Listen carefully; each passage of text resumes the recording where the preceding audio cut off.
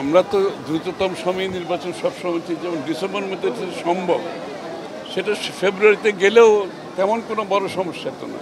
বাংলাদেশের মানুষের যে প্রত্যাশা ছিল যে দ্রুততম সময়ে, বিশেষ করে রোজার আগে, রমজানের মাস, এটা আমাদের একটা সংযমের মাস এবং ধর্মীয় অনুভূতির মাস, তার আগে যে জনগণের নির্বাচনের যে প্রত্যাশা ছিল সেটা পূরণ হয়েছে আমি মনে করি।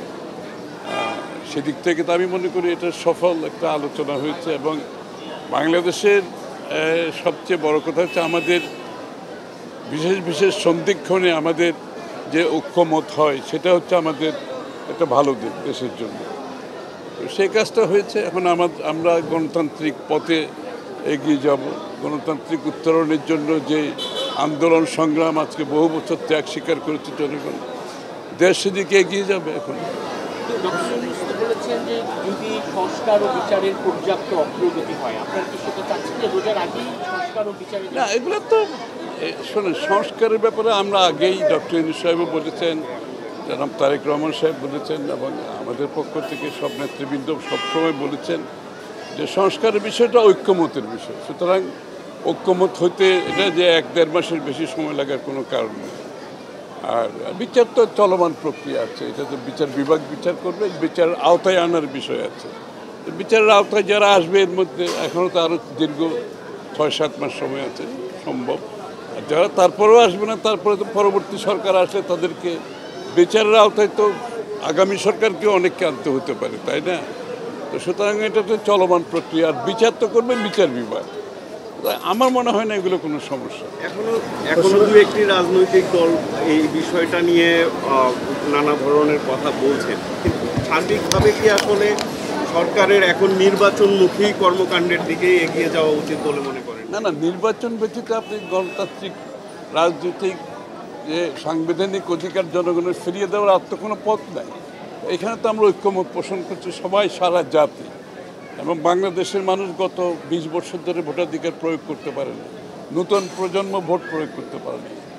তারা তো সবাই দ্রুততম সময়ে নির্বাচনের মাধ্যমে গণতন্ত্রের উত্তরণ চায়, দেশে গণতান্ত্রিক প্রক্রিয়া ফিরে আসবে এবং তার জনগণের সাংবিধানিক রাজনৈতিক গণতান্ত্রিক অধিকার ফিরে আসবে। এটাই তো প্রত্যাশা ছিল, আন্দোলনের ত্যাগের প্রত্যাশা তো এটাই ছিল। সেটা যত দ্রুততম সময়ে সেটা আমরা সেই জায়গায় যেতে পারি, আমি মনে হয় জাতির আশা, জাতির মালিকানা ফিরিয়ে দেওয়ার যে বিষয়টি সেটা আমরা করতে পারি।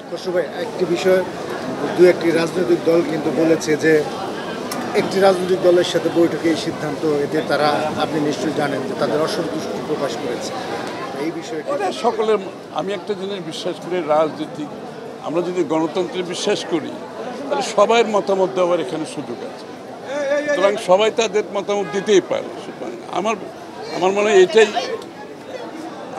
মনে হয় এটাই গণতন্ত্রের বড় পাওনা আমাদের, যে সবাই তাদের মতামত দিতে পারবে এবং আমাদেরকে আবার এগিয়েও যেতে হবে। আরেকটা প্রশ্ন, ফেব্রুয়ারির আগেই আসলে যাবতীয় কার্যক্রম শেষ করে নির্বাচনের পরে হাঁটা উচিত না? অনেক দীর্ঘ সময়, ফেব্রুয়ারি পর্যন্ত লাগারও কোনো কারণ নেই, আমরা তো আগেই বলেছি। সুতরাং আমরা তো ডিসেম্বরের মধ্যেই এইসব সমাধান করে নির্বাচনের কথা বলেছি। সুতরাং ফেব্রুয়ারি আরও দীর্ঘতম সময়। তো সেক্ষেত্রে ডিসেম্বর থেকে জিনিসটা ফেব্রুয়ারিতে গেল কেন?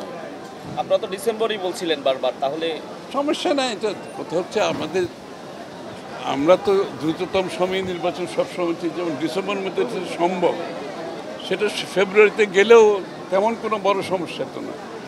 আর যেখানে আমি তো বলেছি, যত বেশি আমাদের মধ্যে ঐক্যমতের মাধ্যমে আমরা সিদ্ধান্ত নিতে পারবো তত জাতির জন্য এটা ভালো।